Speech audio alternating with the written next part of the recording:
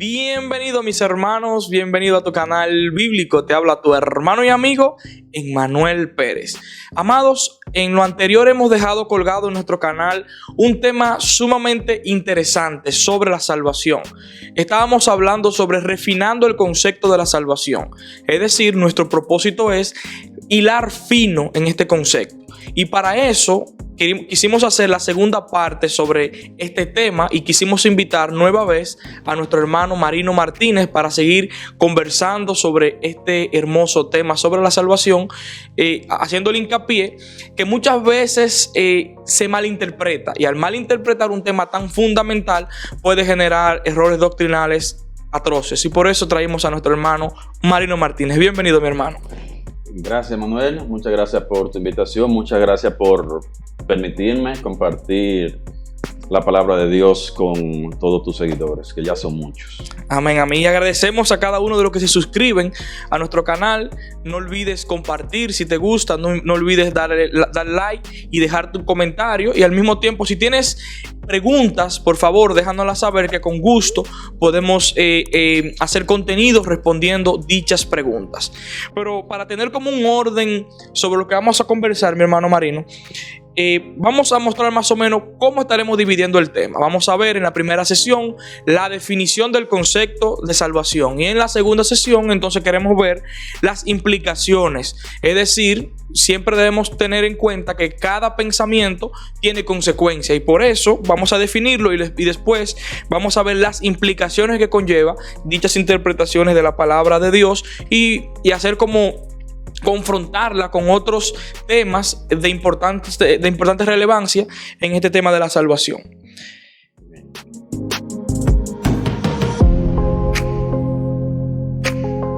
Dile, soy bíblica.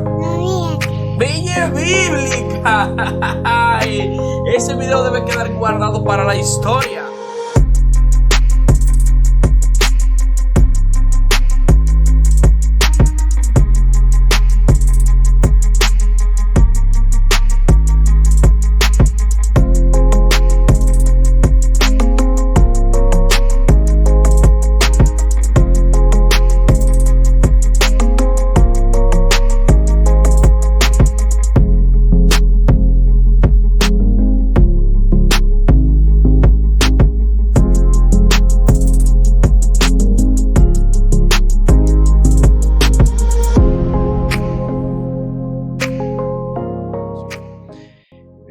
Entonces, lo primero que quisiéramos preguntar, si vamos a hablar sobre refinando el concepto de la salvación, que me gustaría preguntarle, mi hermano, ¿qué es entonces la salvación?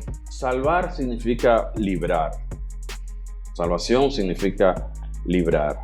Obviamente, si nos estamos refiriendo a la vida eterna, entonces la salvación sería ser librado del castigo eterno, ser librado de la pena del pecado, lo que hay que pagar por nuestros pecados. Cuando somos salvos, ya significa no tenemos que pagar por nuestros pecados porque ya Cristo pagó. Pero no siempre que aparece la palabra salvación en la Biblia está haciendo referencia a la vida eterna, porque salvación, como te dije, puede significar librar, y puede significar librado del fuego eterno, del castigo del pecado, pero también puede ser librado de una situación temporal. Por ejemplo, cuando Pedro se estaba ahogando, le dijo, Señor, sálvame. Obviamente esa salvación no es de vida eterna. Pedro no le estaba diciendo, Señor, dame vida eterna, sino líbrame de morir ahogado. Igualmente nosotros vemos en el Salmo 71:3 que dice, tú has dado mandamientos para salvarme. Obviamente nosotros no nos salvamos por guardar los mandamientos, sino que Dios nos ha dado mandamientos, nos ha mandado algunas cosas, algunos preceptos para salvarnos de las malas consecuencias que pueden tener esas actitudes que nosotros hacemos. Cuando Él nos dice no mate, yo no me salvo, no voy a decirlo porque no mate. Yo me estoy librando de las consecuencias que puede traer el que yo cometa un asesinato, que voy preso, que la familia de la víctima puede tener venganza con la mía y todas esas consecuencias. Entonces Dios ha dado sus mandamientos para salvarnos. Pero en la Biblia puede ser salvación para vida eterna o puede ser salvación de una situación temporal. Ok, y a mí mismo me gustaría entonces preguntarle qué es vida eterna. Si ya entendemos que la salvación es una liberación, y como usted muy bien lo ha expresado, una liberación que puede ser para librarme de la ira de Dios, la ira futura, o de la ira presente. Entonces, ¿qué entendemos por vida eterna? ¿Qué es vida eterna? Vida eterna es esa vida vivida en comunión con Cristo, interminable. Una vida interminable en comunión con Cristo, o sea, junto con Cristo. Eso es la vida eterna. Tener la vida eterna implica tener la naturaleza divina. No se puede tener vida eterna si no se tiene la naturaleza divina, pero la vida eterna es una vida interminable con Cristo. Ok. Entonces, cuando hablamos de salvación, ¿de qué es que somos salvos nosotros entonces? Bueno, si es la salvación como vida eterna, la salvación tiene, podríamos decir, 3 fases. Entonces, somos salvos de la pena del pecado. Esto se llama justificación. Somos justificados, somos declarados justos cuando nosotros aceptamos la oferta de vida eterna gratuita que nos está haciendo Jesús. Ahí somos justificados, ahí somos librados de la pena del pecado. O sea, ya de la condena que yo merecía por pecar. No tengo que pagar una pena, no tengo que pagar esto. Ahí soy salvo de la pena, del castigo del pecado. Pero también, eso es pasado, eso es pasado. En el futuro, en el presente, somos salvos del poder del pecado, del poder que tiene el pecado sobre el no creyente, que el no creyente siempre está haciendo las cosas incorrectas, o sea, no tiene el poder para rechazar, para decir no, de una manera constante, sino que lo que hace de todo lo contrario, constantemente está tirando para lo malo, para el pecado. Sus pensamientos están dirigidos hacia allá. No tienen ese poder que tiene el cristiano, que aunque puede seguir pecando, pero ahora con el poder del Espíritu Santo morando en nosotros, tiene la capacidad de decir no al pecado. Su voluntad, puede dirigir su voluntad y decir no al pecado. Obviamente cuando no somos salvos, entonces no tenemos esa capacidad. Pero ahora somos salvos del poder. Ya el pecado no tiene poder contra nosotros, aunque podemos seguir pecando. Pero no tiene el poder. Yo puedo decidir no hacerlo. Estoy equipado ya para no hacerlo.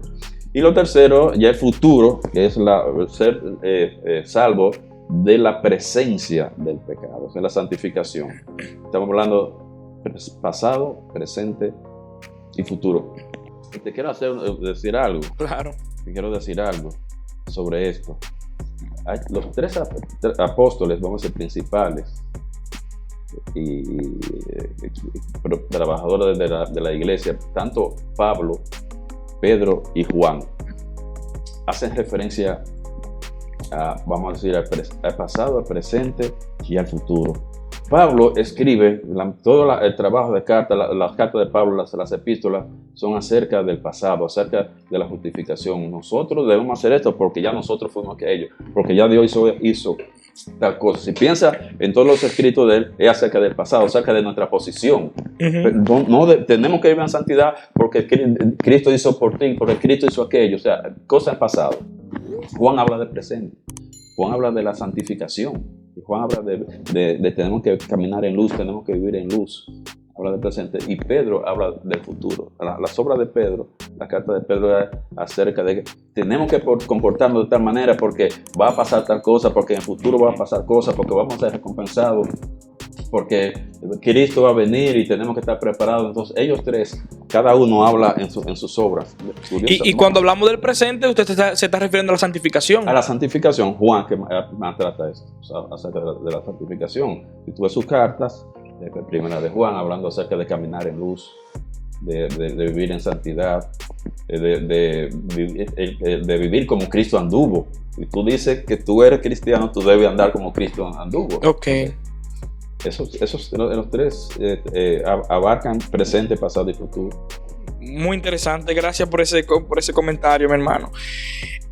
Obviamente, cuando estamos hablando de qué vamos a ser salvos, de qué somos salvos, podemos decir entonces que somos salvos de una ira futura que se va a derramar sobre la humanidad, y estamos diciendo al mismo tiempo que también podemos ser salvados de un evento presente por guardar la palabra del Señor. O sea que la palabra liberación es muy amplia. Correcto. Entonces ahora la pregunta sería, aunque ustedes de cierta manera han estado tratando este punto desde el inicio, pero quiero preguntárselo de manera directa. ¿Siempre que yo encuentro la palabra salvación significa vida eterna? No. Salvación no siempre significa vida eterna. Por ejemplo, en Romanos, nunca la palabra salvación significa vida eterna. Nunca. Es muy frecuente tú utilizar citas de Romanos, que el que confiese o que proclame que Cristo es el Señor no será salvo. Todo el que clame será salvo, pero será librado. Pero acerca de Israel.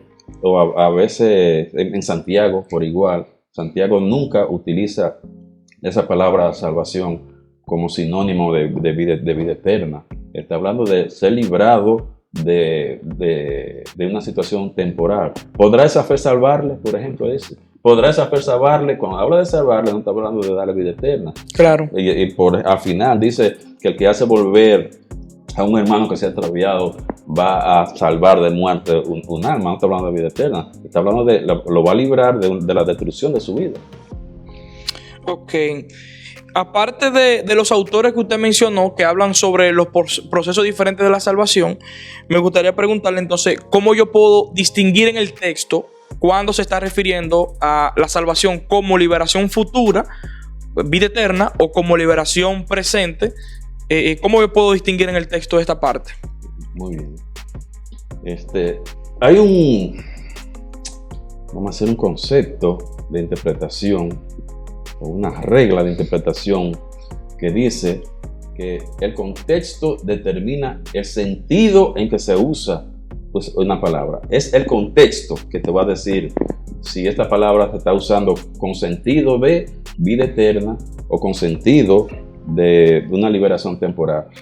Tanto para la palabra salvación como para cualquier otra palabra que tiene más de un sentido, que tiene más de un significado.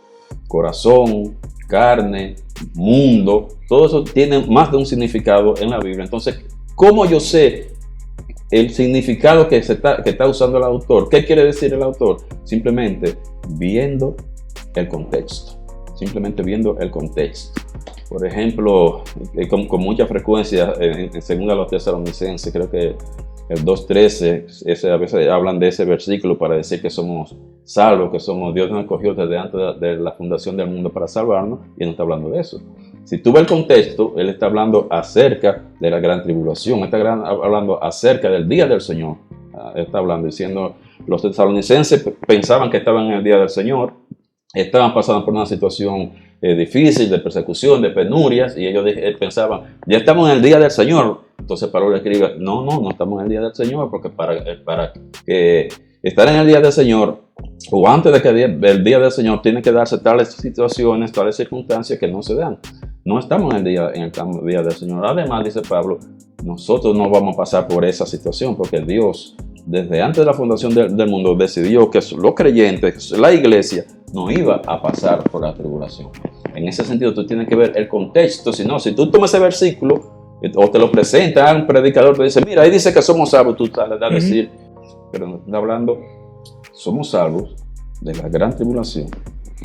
Y obviamente usted mencionó ahorita que en Romanos no contiene, cada vez que encontramos la palabra salvación en Romanos no necesariamente es vida eterna. Y pudiéramos hacer la salvedad que en Romanos sí encontramos, tal vez en capítulo 4 sí habla sobre la salvación, pero no la menciona no como salvación, sino justificación en ese sentido. Para aclarar, que no es que estamos diciendo que Romanos nunca contiene la palabra de salvación, sino la palabra literal salvación no la contiene, pero sí el concepto en justificación. No contiene la palabra salvación, pero el significado no es vida eterna. De acuerdo, de acuerdo. Y al igual como usted lo menciona, en 1 Timoteo 2:15 nos habla sobre que la mujer se salvará engendrando hijos. Entonces, eso sería una evidencia de que no donde quiera que encontremos la palabra literal salvación significa vida eterna o liberación de la ira futura. Sí. Mi recomendación, cada vez que usted encuentre en la Biblia la palabra salvación, deténgase y pregunte, ¿de qué me salva? Mira el contexto y no siga, porque va a llegar a conclusiones erróneas. Si no pregunta, si usted no sabe de qué le está salvando, usted va a llegar a conclusiones erróneas. Amén, amén. Le agradezco. Entonces, ¿cómo se salva la gente? Solamente hay una manera de salvarse, de ser justificado, de tener vida eterna, y es creyendo en la promesa de vida eterna gratuita que está haciendo Jesús. Él hace una oferta de vida eterna gratuita. Es importante agregar gratuita. Tal vez el versículo más famoso de la Biblia, de Juan 3:16. De tal manera amó Dios al mundo que ha dado su Hijo unigénito para todo aquel que en Él cree, no se pierda, mas tenga vida eterna. Mas tenga vida eterna. O sea, por creer. Es la única manera de ser salvo. Dios tiene una sola manera de salvar a la gente, y es por fe. Dios no salva a una persona por obras, y a otra por fe, y a otra por una conducta, a otra por moral. Todo el mundo, desde la creación del mundo, desde que Adán fue creado, todo el mundo, todo el que es salvo, todo el que va a estar con vida eterna, viviendo para siempre, esa persona fue salva por fe, por creer. Tengo una pregunta más para concluir esta sesión, y es reflexionando sobre el tema de lo que estamos hablando, y es sobre la ira futura y la ira presente. ¿Cuál sería la diferencia de la ira cuando hablamos de ira futura que Dios va a derramar sobre la humanidad, y cuando nos estamos refiriendo a una ira presente? ¿Cómo pudiéramos explicar esas dos posturas? Esas dos ideas. O sea, la ira presente es temporal. O consecuencia de un pecado sería. Okay. Y es temporal. O sea, es de corta duración. Una ira temporal. Dios puede llevarte a la cama, como dice 1 Corintios 11, que había mucho que por el pecado en la Santa Cena, la manera como participaban en la Santa Cena, como consideraban la iglesia. A algunos Dios les quitaba la vida. A otros Dios los sacaba de circulación con una enfermedad. Pero eso es, vamos a decir, un enfermo o una situación, una disciplina. La disciplina es temporal, la disciplina no es para siempre. Correcto. Entonces eso es una ira temporal. Okay. O sea, Dios no va a estar airado todo el tiempo con el creyente. Y ya para ser librado de la vida, de la ira futura, escatológica, eso solamente por creer la oferta de Cristo de vida eterna gratuita. Creer eso. Creer que te puede dar la vida eterna gratuita. Tú aceptar esa oferta. Ok, entonces resumiendo lo que hemos visto hasta ahora, cuando hablamos de salvación, nos estamos refiriendo a liberación. Una liberación que puede ser de una ira presente o que puede ser de una ira futura. Sí. Para yo librarme, según usted mencionó, de la ira presente, entonces podríamos decir que obedeciendo los mandamientos y arrepintiéndome. Arrepentimiento.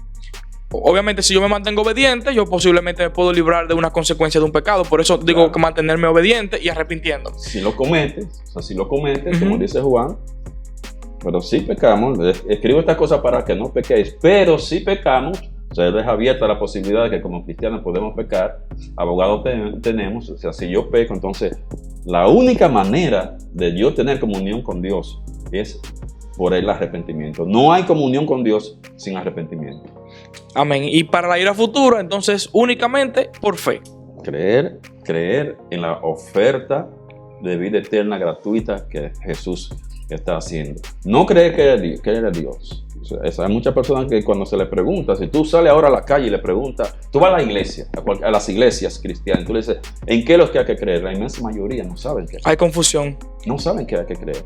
¿Qué te va a decir la mayoría? Porque yo lo he hecho, yo lo he preguntado. Hay que creer que Jesús es Dios. Hay que creer que murió por mis pecados. Hay que creer que resucitó de los muertos. El señorío.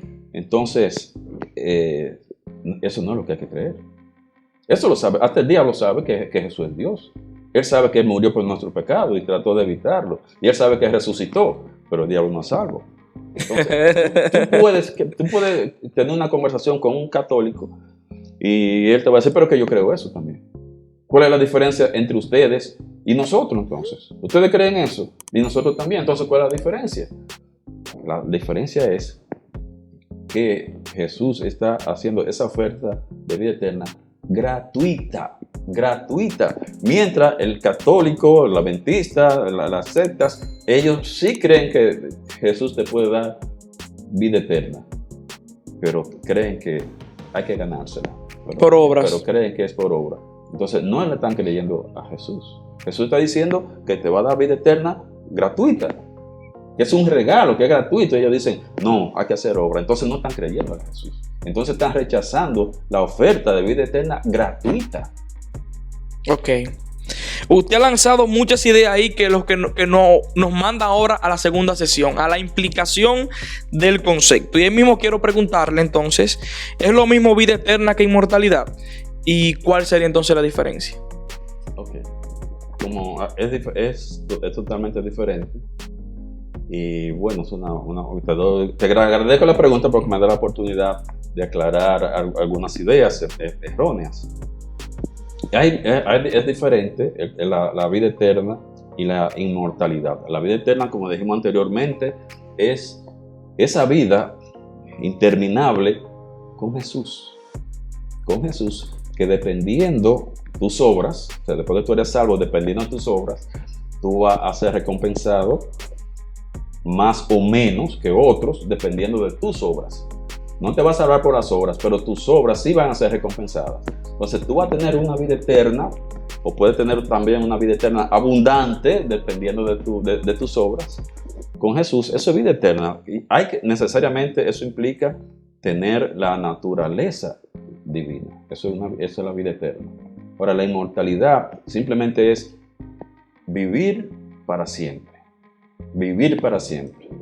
Pero no necesariamente con Jesús. Todo el mundo, todos los seres humanos, fuimos creados con un alma, con un espíritu inmortal. No morimos. Pero no todo el mundo va a estar con esa vida con Jesús. No van a estar con Jesús. Van a estar con una vida que van a vivir para siempre, porque no mueren. Pero esa vida puede terminar en el infierno. Entonces usted va a existir para siempre. Esa alma, ese espíritu es inmortal, pero usted va a estar en el infierno. ¿Por qué? Porque usted no tiene la naturaleza divina. O sea que no existe la aniquilación del alma. No, eso, o sea, el entender ese concepto es importante. ¿Por qué? Porque hay quienes están enseñando, hay quienes enseñan sectas, que no hay infierno, que no hay castigo y que la vida va a terminar después del juicio del trono blanco. Después de ese juicio final, ahí la vida va a terminar. Si tú tienes vida eterna, tú vas a seguir viviendo con Dios. Si tú no tienes vida eterna, como no tienes la vida eterna, entonces tú vas a ser eliminado. Tú no vas a seguir viviendo porque no tienes vida eterna. No tienes la vida eterna, pero tiene la inmortalidad. Esa persona es inmortal, pero no tiene vida eterna. Claro. Cuando Adán fue creado, no fue creado con vida eterna. Él fue creado inmortal, pero no con vida eterna. Él necesitó la vida eterna después que pecó. Wow. Bien, entonces, ahorita usted mencionaba sobre el arrepentimiento. ¿Qué papel juega el arrepentimiento entonces en la salvación cuando nos referimos a la ira futura o librarnos de la ira futura? A la vida eterna. Si es para obtener la vida eterna, porque podemos decir, ¿el arrepentimiento tiene algún papel en la salvación? Sí. Pero no, el papel del arrepentimiento no es para vida eterna. O no es condicional. No es condicional para tener vida eterna. En ningún lugar dice la Biblia, que debemos arrepentirnos para nosotros tener vida eterna. En ninguna parte. De hecho, te puedo decir esto. El único libro de la Biblia, de los 66 libros escritos en la Biblia, solamente hay un libro que es evangelístico. Solamente un libro es evangelístico. Mucha gente se han sorprendido cuando me han escuchado decir esto porque es por primera vez que lo escuchan. Entonces se sorprenden, se echan para atrás. ¿Cómo? Bueno, no es lo mismo ser evangélico que ser evangelista. Y no es lo mismo que sea un evangelio a que sea evangelístico. De los cuatro evangelios, o que sea evangelístico o que contenga el evangelio. O sea, porque creo que Juan como propósito tiene el llevar el evangelio. A decir cómo se salva la gente. Ajá. El único que fue escrito para decirnos cómo se salva la gente es Juan. Vamos a leerlo en Juan 20. Juan capítulo 20 y los versos 30 y 31. Y dice: hizo además Jesús muchas otras señales en presencia de sus discípulos, los cuales no están escritas en este libro. Pero estas se han escrito para que creáis que Jesús es el Cristo, el Hijo de Dios, y para que creyendo tengáis vida en su nombre. El único libro escrito para decirnos cómo se tiene la vida eterna es Juan. Por eso, cuando usted le quiera recomendar un libro de la Biblia a un no creyente, dice: Juan, usted debe recomendar. No es Romanos, no son los Salmos. Mateo fue escrito para demostrar que Jesús es el Mesías. No fue escrito con la intención de decirnos cómo tenemos vida eterna. Marcos fue escrito para decirnos, para mostrarnos a Jesús como siervo. Por eso aparece la expresión, porque el Hijo del Hombre no vino para ser servido, sino para servir. Lucas no fue escrito para decirnos cómo tener vida eterna, sino para decirnos o para mostrarnos a Jesús como el Dios hombre. Por eso tanto se utiliza en Lucas la expresión, porque el Hijo del Hombre, muchas veces. Para esto se escribieron esos tres evangelios, los sinópticos. Ninguno fue escrito para decirnos cómo tener vida eterna, solamente Juan. Entonces, Juan nunca aparece la palabra arrepentimiento. Nunca aparece en Juan la palabra arrepentimiento. Entonces uno se podría preguntar, entonces, ¿Juan falló? ¿Cómo es que Juan, inspirado por el Espíritu Santo, escribe una obra para decirnos cómo se obtiene la vida eterna y omite algo tan importante como el arrepentimiento? Entonces Juan falló, Juan se equivocó.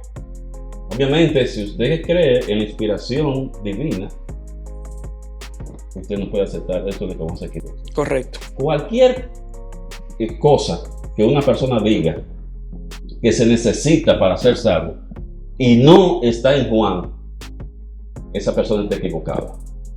No es la teología de Juan la que ha fallado, ha sido la teología de esa persona que es defectuosa.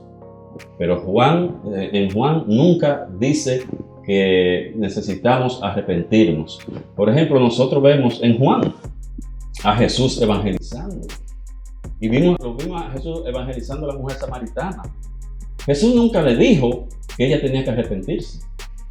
Jesús le mencionó su vida, sus pecados. Incluso le dijo: tú has tenido 5 maridos y este que tú tienes no es tu marido. Pero Jesús no le dijo que ella tenía que dejar esa relación siquiera. ¿Por qué no se la dijo? Eso no es importante para Jesús. La forma como nosotros vivimos, claro, le importa, le interesa. Pero la necesidad de ese momento no era el arrepentimiento, era la vida eterna. De lo que hay que hablarle era de cómo ella se podía salvar. Y después se le dice de qué tiene que arrepentirse para poder tener comunión con Dios. Okay. Con Nicodemo igual, nunca le habló de arrepentimiento. Pero como estamos ahora en las implicaciones del concepto, tendría que confrontarlo con Hechos 11:18, porque me dice que aquí nosotros recibimos el arrepentimiento para vida. ¿Cómo conciliamos entonces esta idea? Que en Juan 11:18, que nos dice que el arrepentimiento es para vida. Okay. Eso se puede muy fácil y de forma fácil y natural conciliarlo. Como te dije al principio, hay que tener en cuenta el contexto. Contexto. Contexto. Exactamente. Bueno, aquí en el 11:18, que dice, no es la primera vez que me preguntan eso. Okay. No es la primera vez. Dice el 11:18, entonces, oídas estas cosas, callaron y glorificaron a Dios, diciendo, de manera que también a los gentiles ha dado Dios arrepentimiento para vida. Entonces, los que abogan por la necesidad del arrepentimiento para la salvación, que no aparece en ningún lado, entonces ven este versículo y sin ver el contexto, se atreven a decir, mira la prueba ahí, que se necesita ser arrepentido. Pero miren, mis hermanos, aquí dice que le dio también arrepentimiento para vida, no dice para vida eterna. Okay. No aparece la palabra. Le dio arrepentimiento para vida. Es que ese es el propósito del arrepentimiento. Vida. Es el propósito del arrepentimiento. Tú tener esa vida caminando con Jesús. Tú tener esa vida en comunión con Dios. Comunión es vida. Exactamente, comunión con Dios. Mira la enseñanza en Romanos. Vamos a Romanos, ahí cerca de hecho. Romanos 8:13, que dice, porque si vivís conforme a la carne, moriréis. Mas si por el Espíritu hacéis morir las obras de la carne, viviréis. Le está diciendo a creyentes. Le está hablando a creyentes y le está diciendo que si tú vives según el Espíritu, tú vas a vivir. Tú vas a tener vida. Tú vas a tener vida porque fuera de Dios, fuera de la relación con Dios, es una vida. Fuera de la relación con Dios, está existiendo, pero no está viviendo. Entonces Pablo está diciendo, para tú tener la vida, para tú tener relación, tú tienes que arrepentirte. El arrepentimiento es lo único imprescindible para tener la relación con Dios, así como la fe es lo único, lo imprescindible para la justificación, para ser salvo. Pero vean otro ejemplo. Tal vez el más claro ejemplo del arrepentimiento en la Biblia, acerca del arrepentimiento, la enseñanza del arrepentimiento, está en el hijo pródigo, en Lucas 15. Y vamos a utilizar la misma palabra del padre del hijo pródigo. ¿Qué dijo el hijo pródigo? Ya conocemos la historia. Él era un hijo. Esta es una historia acerca de cristianos. Uh-huh. No está hablando de no creyentes. Porque era hijo, entiendo. Era hijo. Y está hablando acerca del arrepentimiento. Aunque a veces se quiere utilizar para hablar de evangelismo, esto está hablando acerca de personas que son cristianas. Ese hijo se fue lejos. Se fue a una ciudad espiritual lejos del Padre. Se fue lejos a hacer cuantas cosas. Y estando lejos, llegó un momento en que se arrepintió. Y dijo, no, yo vuelvo para atrás. O sea, cambió su manera de pensar, tiró su vida por completo y dijo, yo vuelvo para atrás. Ahora yo voy a disculparme con mi padre, yo le voy a decir, mira padre, yo pequé contra ti, yo pequé contra el cielo, tal cosa. Y ahora otra cosa que dijo, yo me voy a fajar, yo voy a trabajar y yo te voy a demostrar. Sin embargo, el padre simplemente lo recibió con los brazos abiertos. Él pensaba que la cosa iba a ser difícil, pero el padre lo recibió con el mismo amor como nos recibe la primera vez, con ese mismo amor cuando nos arrepentimos, Él nos sigue recibiendo. Cuando ese hijo vuelve, mira lo que dijo el padre aquí en el capítulo 15, el 32 dice, mas era necesario hacer fiesta y regocijarnos, porque tu hermano era muerto, no tenía vida. ¿Por qué? Porque estaba sin comunión, porque estaba lejos. Y ha revivido, o sea, ha vuelto a tener vida. Revivir es volver a tener vida. No está hablando de vida eterna, sino que ha vuelto a tener vida, a tener comunión con el Padre. Eso es. Pero vamos a más. Eso estamos viendo simplemente el texto, lo que dice el texto. Vamos a ver el contexto. Okay. ¿Cómo se produce esto? ¿Cómo se produce esto? Estamos en Hechos 11. Hechos 11. 11:18. Sí, muy bien. Entonces, ¿en qué contexto se produce esta declaración? Lo conocemos. Pedro está en casa de un hermano. Cornelio, el centurión, tiene una visión que le dice que mande a buscar a Pedro. Pedro también tiene una visión que le dice, te van a venir a buscar. Ve con ellos. O sea, son gentiles, no temas, ve con ellos. Pero a Cornelio se le dice, ve y busca a Pedro, que él tiene palabra de vida, de salvación para ti y para tu casa. Ve donde Pedro, que él tiene palabra de salvación para ti y para tu casa. Ya estamos en el 11, versículo 14. Dice, él te hablará palabras por las cuales serás salvo tú y toda tu casa. 11:14 de Hechos. Ahora, ¿de qué le habló Pedro? Esas palabras de salvación que Pedro iba a hablar, ¿cuáles fueron? ¿Habló Pedro de arrepentimiento o habló palabras de fe? Eso no puede aclarar. El contexto no puede aclarar. Mire que dice el 10:43. Dice, Pedro hablando, mire el discurso que Pedro dijo. Nunca le habló a ellos de arrepentimiento. Sí, nos dice el 43. De este dan testimonio todos los profetas, que todos los que en él creyeren recibirán perdón de pecados por su nombre. Recibirán al que cree. No dijo al que se arrepiente, ni dijo al que cree y se arrepiente, el que cree. O sea, ¿qué mensaje llevó Pedro a casa de Cornelio? ¿Arrepentimiento o fe? Obviamente, fe. Llevó un mensaje de fe, de creer, no de arrepentirse. Y eso lo está diciendo el contexto. El contexto. Y obviamente entonces, para aclarar a la audiencia, cuando estamos hablando del rol o del papel que juega el arrepentimiento en la salvación, no es que estamos diciendo, como usted dijo al inicio, no es que no tiene que ver. Puede ser que el arrepentimiento me puede conducir a la fe. Puede ser que otras cosas me pueden conducir a la fe. Cierto, o sea, el arrepentimiento te puede llevar a la fe. Obvio, uno se puede arrepentir antes de tu venir a la fe, o puedes arrepentirte después de tu venir a la fe. Pero el arrepentimiento no es necesario para ser salvo, es necesario para la comunión. Entonces, cuando me hacen una pregunta, ¿qué papel juega en la salvación? Bueno, en la salvación juega el papel de que yo necesito tener comunión. Exactamente, tener comunión. Entonces, en ese sentido, sí tiene que ver con la salvación. O sea, eso que yo recibí, la salvación, implica esto, o sea, la comunión con Dios. Pero para tener la vida eterna, no. Dios puede utilizar el arrepentimiento para traerte la fe. Por ejemplo, lo que acabamos de ver, el hijo pródigo, él se arrepintió. Él se arrepintió. Pero también él puede utilizar, por ejemplo, el temor. Y esto lo vemos en el carcelero de Filipo.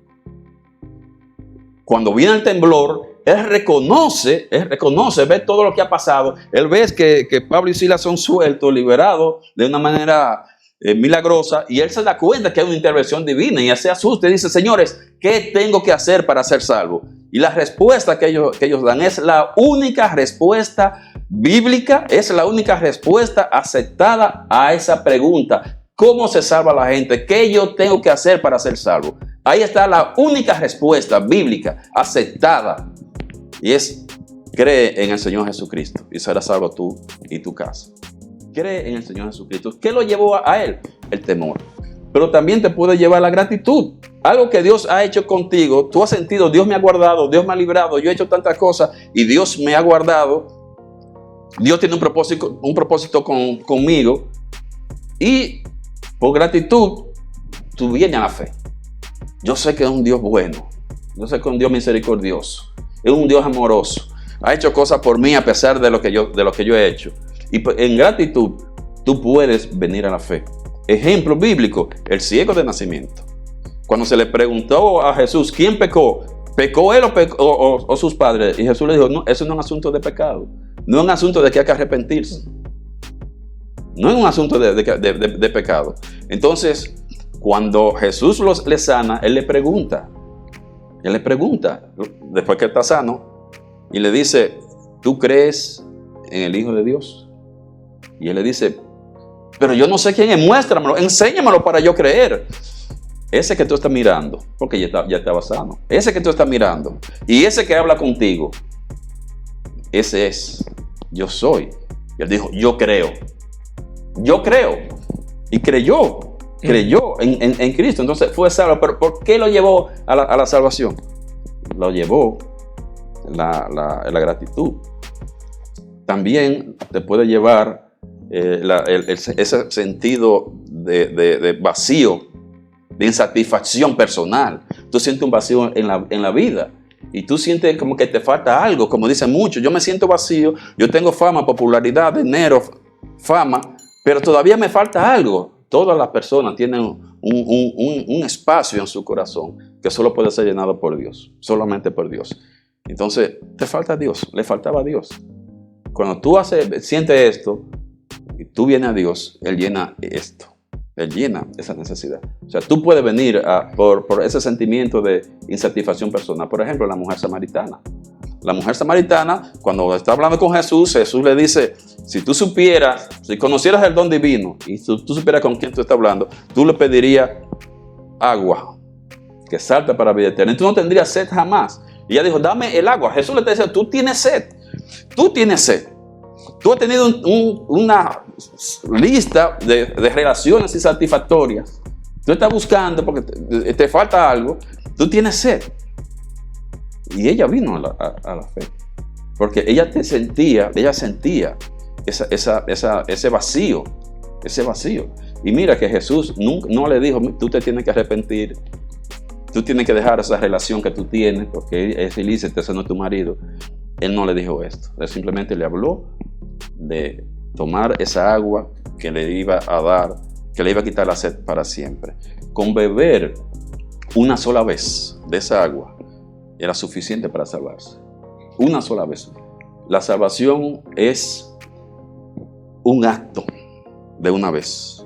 La salvación es un acto de una vez. No es un proceso. No estamos salvando ni que vamos a tener. No, una vez. Pusiste la fe, aceptando, creyendo en Cristo, aceptando esa oferta de vida eterna, ya eres salvo. Lo demás es vida cristiana. ¿Qué voy a hacer de ahí en adelante? Vida cristiana. Interesante como usted lo presenta, porque desde que soy cristiano evangélico y conozco que la gran mayoría de cristianos evangélicos profesan y cantan sola fide, es decir, todo el mundo entiende que para la salvación es únicamente la fe, pero parece como que en el pastel se han colado un par de moscas en el proceso y ha incluido el arrepentimiento, el señorío, la confesión, pero fíjate que todos a la vez cantamos sola fide. Sí, interesante eso que tú dices, hermano, porque fíjate, o sea, yo creo que un cristiano evangélico, un protestante, no debería estar diciendo, agregando arrepentimiento, o sea, agregando lo que la Biblia nos dice, lo que Jesús no ha dicho, agregando esto, que esos son inventos. No deberían, porque fíjense eso que tú señalas, los padres del protestantismo, de la reforma protestante, ¿y cuál fue su proclama? Sola fide, solo la fe. No dijeron fe y arrepentimiento, solo la fe. De hecho, tanto Calvino como Lutero lucharon fuertemente contra este concepto. Lucharon, defendieron fuertemente, vigorosamente, ese concepto de sola fide. Sola fide, solo la fe. Esa lista de sola, primero empezamos con 3. Sola fide, sola gracia y sola la escritura. Después se le agregaron 2 más. Y sola gloria. Después se le agregaron solo Cristo y solo a Dios la gloria. Y después se le agregaron 3 más, solo la gracia. No eran una sola tan sola. Solo el amor, solo la iglesia y solo el Espíritu. Sí. Ahora ya vamos en 8 solas. Sí. Pero la reforma protestante dice sola fide, solo la fe, no la fe y el arrepentimiento. Por ejemplo, como la Biblia no dice que se necesite el arrepentimiento para la salvación. ¿Qué han hecho las personas que creen, que promueven esta enseñanza? ¿Qué han hecho? Simplemente por implicación decir, es que el arrepentimiento la fe contiene el arrepentimiento. El arrepentimiento está contenido dentro de la fe. Una moneda con dos caras, me han dicho. ¿Es una moneda con dos caras? No, son dos monedas diferentes. El arrepentimiento es una moneda, la fe es otra moneda. No es una moneda con dos caras, son dos monedas diferentes. Eso es incorrecto. Y mira lo que dice la Biblia. Hechos 20:21. Le dice Pablo, declarando el discurso de Pablo, despidiéndose en Mileto, y dice, testificando a judíos y a gentiles acerca del arrepentimiento para con Dios y de la fe en nuestro Señor Jesucristo. Dos cosas diferentes predicaba Pablo. Dos cosas diferentes predicaba Pablo. No una conteniendo en otra. No dos en una como el aceite, tres en una. No, una fe, una cosa, arrepentimiento, otra. Por eso, Calvino, un defensor de esa posición, dijo palabras duras contra estas personas. Pero Calvino dijo, es repugnante decir que el arrepentimiento está dentro del creer, cuando la Biblia muestra en Hechos 20:21 claramente que son dos cosas diferentes. Dijo que es repugnante. En su obra Las Instituciones, estoy citando una cita, en su obra de Las Instituciones dijo Calvino esto: es repugnante decir que el arrepentimiento está contenido en la fe. Son dos cosas totalmente diferentes. Bárbaro, tremendo, tremendo. Ahorita usted mencionaba de que solo hay una sola forma de salvación. Entonces, y en el Antiguo Testamento ocurre lo mismo. O sea, ¿cómo se salva a la gente en el Antiguo Testamento? Igual, o sea, Dios tiene una sola manera de salvar a la gente. Dios no salva a personas de manera diferente. No sería justo.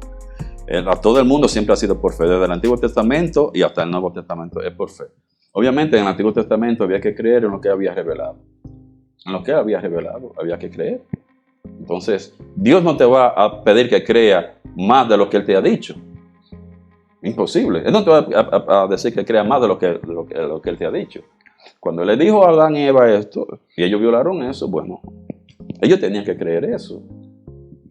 Tenían que obedecer. Entonces, si no hicieron esto, pero Él no le había dicho otras cosas. Se podría decir que desde el inicio, desde Adán y Eva hasta hace 2000 años atrás, Dios había prometido un Salvador. Sí. Entonces esa era la idea, que ellos, creyendo en esa promesa de un futuro Salvador, aunque no lo han visto, ellos van a ser salvados. Nosotros no lo vimos, pero sí la historia nos cuenta de que hubo un Salvador. Nosotros poniendo la fe hacia atrás somos salvos, y ellos del pasado poniendo la fe hacia adelante son salvos. No sé si me di a entender en lo que digo. Todo el mundo del Antiguo Testamento, todo el mundo es salvo por el sacrificio de Cristo, por la sangre de Cristo. Adán y Eva fueron salvos por el sacrificio de Cristo. O sea, esos pecados, vamos a decir, fueron cubiertos, como dice la Biblia, o que dice que no tomándole en cuenta sus pecados, no juzgándolo inmediatamente. No juzgándolo inmediatamente, pero esos pecados iban a ser juzgados y fueron juzgados sobre Cristo. Cristo pagó por esos pecados. Cristo pagó por esos pecados, del Antiguo y del Nuevo Testamento. El pecado del mundo. Entonces, ellos fueron salvos por el sacrificio de Cristo. Hay una sola manera. No nos va a salvar a nosotros por el sacrificio de Cristo y a ellos por otra cosa. Simplemente que esos pecados fueron cubiertos hasta tanto llegara Cristo fuera manifestado. Hasta tanto fuera manifestado, hasta tanto esto, pero esos pecados fueron cubiertos por la sangre de Cristo. Dios solamente salva de una sola manera. Ok. Mire, yo tengo una pregunta más aquí. En Juan 5:24 nos hace referencia, cuando Dios habla, dice: el que oye mi palabra y cree el que me ha enviado. Entonces la pregunta sería, ¿en quién hay que creer? ¿En Dios o en Jesús? Porque el texto me hace referencia como que el que oye al que me envió y cree en Jesús, entonces como si fuera diferente. Entonces, ¿en quién hay que creer? El que oye mi palabra y cree al que me envió, tiene vida eterna. Okay. O sea, uno podría pensar oye mi palabra y cree al Padre, entonces tiene la vida eterna. ¿Quién hay que creer? Exacto. En Jesús. O sea, la Biblia dice en muchas partes, Juan 3:16, que es creer en Jesús. De hecho, ese versículo está diciendo que es en Jesús que hay que creer. Porque esa palabra, cuando dice, el que oye mi palabra, ¿qué significa oír mi palabra? O sea, no significa percibir el ruido o el sonido, sino o sea, aceptar o recibirlo. Obedecer esa palabra. El que oye mi palabra, en el sentido de, no es que alguien pasó voceando y yo escuché lo que digo, sino cuando uno dice, oye a tu madre, o sea, pon atención a lo que te dice tu madre, escucha a tu madre, obedece a tu madre. Entonces, el que oye mi palabra y crea al que me envió, tiene vida eterna. ¿Por qué? Porque las palabras que le está diciendo son las palabras del Padre. Jesús dijo, yo no hablo por mi cuenta. Yo estoy por mi cuenta, yo estoy hablando lo que el Padre me ha dicho que hable. Y eso es lo que estoy hablando. Entonces, el que oye mi palabra está obedeciendo al Padre. Entonces, ese tiene vida eterna porque está escuchando a Jesús. Jesús está diciendo lo que dice el Padre. ¿En quién hay que creer? En Jesús solo. En Jesús. Llegar al Padre a través de Jesús. Nadie viene al Padre si no es por mí. Hay que creer. No podemos saltarnos al Padre directamente sin pasar por Jesús. Amén. Y qué bueno que tenemos la salvación gratuita por medio de Jesucristo. Y como lo hemos visto en todo el tema, cuando hablamos de salvación nos estamos refiriendo entonces a el proceso de liberación que Dios hace en un individuo, y esto puede estar contenido de dos formas: liberación de una ira presente, que puede ser la consecuencia por mi pecado, pero también puede ser la liberación de una ira futura, que es lo que va a ocurrir ya en la gran tribulación, por así decirlo. Entonces somos librados de esa ira futura solamente por la fe, y necesitamos el arrepentimiento para seguir creciendo. Y como una vez usted dijo, el arrepentimiento es continuo. O sea, todo el creyente tiene que vivir una vida de arrepentimiento. Nos arrepentimos muchas veces, pero nos salvamos una sola vez. Amén, amén, amén, mi hermano. Solamente comentar un breve resumen, porque usted mencionó en el principio sobre que la salvación es pasada, presente y futura. Y cuando hablamos de la salvación como pasado, eso nos estamos refiriendo a la justificación, es que somos librados de la pena del pecado. Y cuando hablamos del presente, nos estamos refiriendo a la liberación del poder del pecado. Y eso es lo que llamamos la santificación. Y también existe la salvación futura, o cuando nos referimos en el futuro, que es ser liberados de la presencia del pecado, donde todos nosotros añoramos, todo el nacido de nuevo añora ya ser liberado de una manera u otra del pecado. Y creo que Pablo se refirió a eso en el capítulo 7, cuando él decía, ¿quién me librará de este cuerpo de muerte? Y también en otra parte el apóstol Pablo decía que hasta la tierra gime de dolor de parto, deseoso de ver la redención. Entonces todos los creyentes debemos anhelar el tener esa vida eterna con nuestro Dios, esa liberación de la presencia del pecado. Y por eso es que este tema es tan importante. Y yo le agradezco un mundo a mi hermano Marino por estar con nosotros compartiendo este tema. Muchas gracias a ti.